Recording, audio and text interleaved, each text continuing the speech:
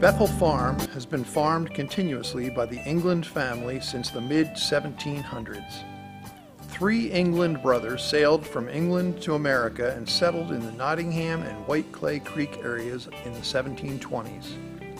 Joseph England settled in the Calvert area, which at the time belonged to Pennsylvania. Due to the boundary disputes, Mason and Dixon surveyed the area, and the state lines of Maryland and Pennsylvania were redrawn between 1763 and 1767. Bethel Farm is situated on Nottingham Lot number 29 in the small village of Calvert. Many of the original Englands were of the Quaker faith and were well known in Calvert for their carpentry and building skills. Several examples of England-built homes still exist in the Calvert and Zion areas.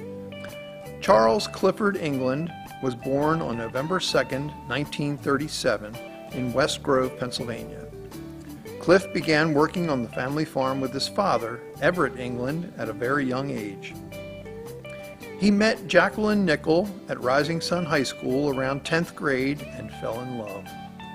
They were married on Thanksgiving Day, November 22, 1956, and recently celebrated 60 years of marriage. Cliff joined the U.S. Air Force and trained as an aircraft engine mechanic. He served until he had to return to the family farm in Calvert, where he was needed to manage the farm after his father suffered a second heart attack. He remained on the Air National Guard inactive list until 1963. Cliff and Jackie farmed the land from 1958 to 1972 and managed a dairy herd. In 1972, Cliff made the decision to sell the cows and do what he had always dreamed of doing: become a forest ranger. He moved his family to Oakland, Maryland in Garrett County during the winter of 1972 and served for the Maryland Department of Natural Resources at Harrington Manor State Park and Swallow Falls State Park. He served in Garrett County for 3 years while working on his degree until he was transferred to Kent and Queen Anne counties in 1976 for about 6 months before finally being transferred back to Cecil County and serving as a forest ranger at Elk Neck State Forest until his retirement in 1997. After returning to Cecil County and while working full-time for the Forest Service, Cliff continued to work the farm with his father Everett, who died in January 1982. Following the death of Everett, Clifford and Jackie moved back to Bethel Farm in Calvert in 1983 and began raising polypay sheep. He continued to raise sheep until a few years ago. At 79, Cliff continues to provide stewardship for the farm. The land was placed in the Farm Preservation Program to protect the small farm from development. Cliff worked with county agents and neighboring family-related farmers to secure enough acreage to qualify for the program. Cliff is very talented and can make or fix just about anything. In 2014, he worked side by side with his grandson Jason to completely rebuild the engine and restore his original 1959 Fordson tractor. From 2015 to 2016, he completely restored his original 1957 Triumph motorcycle. Cliff bought the bike as a young man, but after getting married and having a few children and a few too many road spills, Cliff sold it to his brother-in-law in New Jersey. In 2014, his nephew Steve Trimble returned the bike to Dad. Jacqueline May Nickel was born on August 2, 1938. She attended New Valley School in Conowingo for the first 6 years.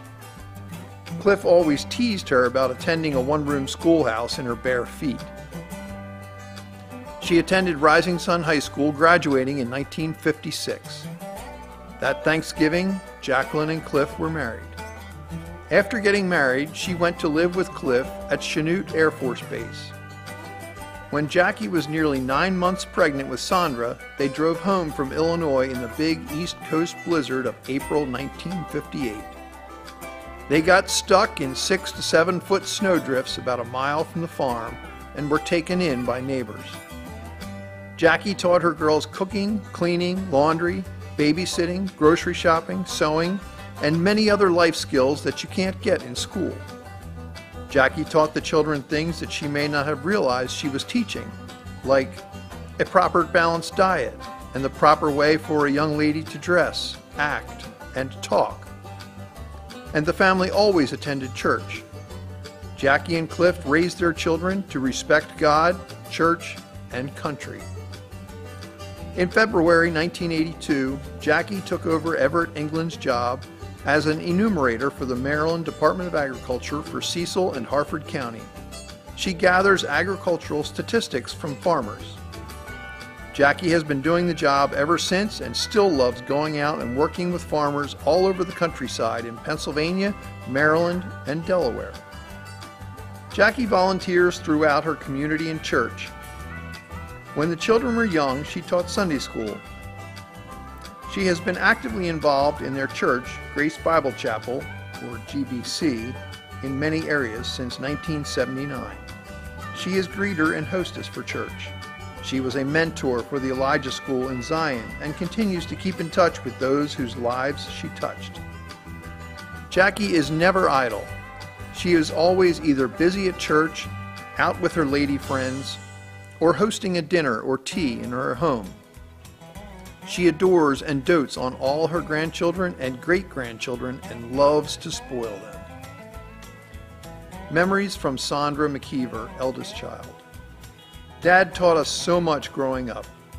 He instilled in us a work ethic not seen in today's young people. We knew that we better not shirk our duties. We were taught to work hard, and we all had our fair share of the workload. Laziness was not tolerated. Although being raised on a farm was a lot of work, Dad always made sure we had fun times as well. Memories from Mary. One day Helen and I were out working. Helen was chopping and I was stacking firewood, adding it to the wood pile that was already at least a half-mile long. A man who worked with Dad at Elk Neck stopped by to see him. He got out of his truck, stopped to watch us for a second, then, shaking his head, he walked over to Dad and said, "Boy, I pity the men those girls will marry." I always loved that story, still makes me laugh. Memories from Sarah, the youngest child. Baling hay. This activity stands out as the cornerstone of life on the farm. So many lessons were learned from baling hay. How to keep your balance on a moving wagon, comes in handy on the subway.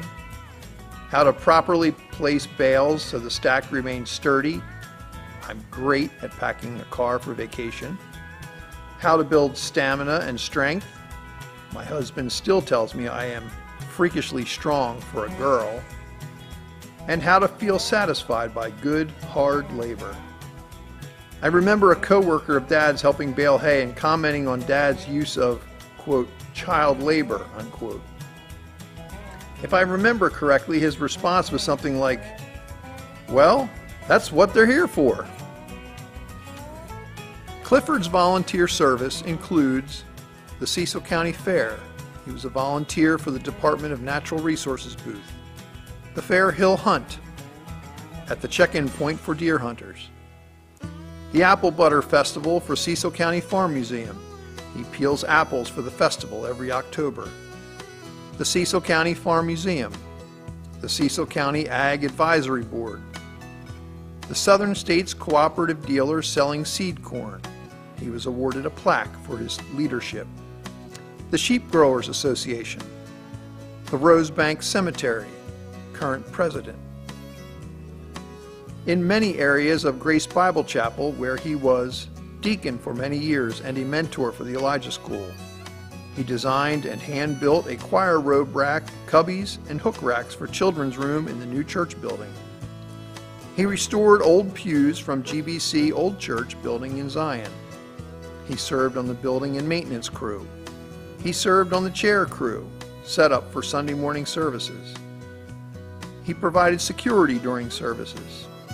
He hosted the Fall Pond Picnic and Bonfire for GBC for many years.